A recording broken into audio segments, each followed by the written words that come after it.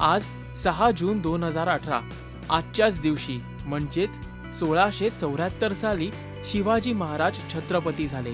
रायगडावर शिवाजी महाराजांचा राज्याभिषेक सोहळा पार पडला। पण मंडळी, हा शिवराज्याभिषेक सोहळा घडण्यामागे अनेक शिलेदारांचा समावेश होता।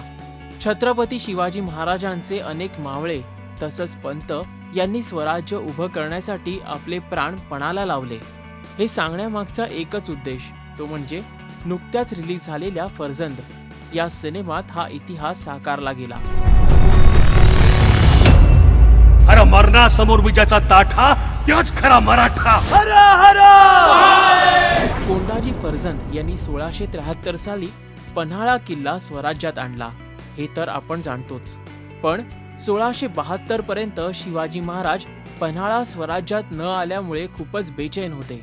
जोपर्यंत पन्हाळा स्वराज्यात येत नाही तोवर राज्याभिषेक करून घेणार नाही असा विडाच शिवरायांनी उचलला होता। त्या काळात रायगड आकाराला येत होता, सर्वत्र जय्यत तयारी सुरू होती।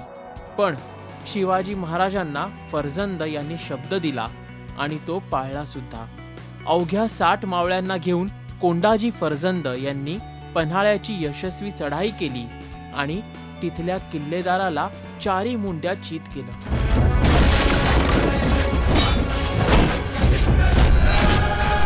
भेदनीतीचा उपयोग करून अखेर शिवरायांनी पन्हाळा स्वराज्यात आणून त्याला पूर्णत्व प्राप्त करून दिलं।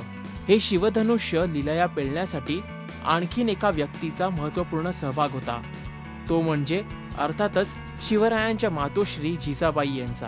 त्यांच्या सहमती आणि इच्छाशक्तीशिवाय हे कार्य साध्यच झालं नसतं।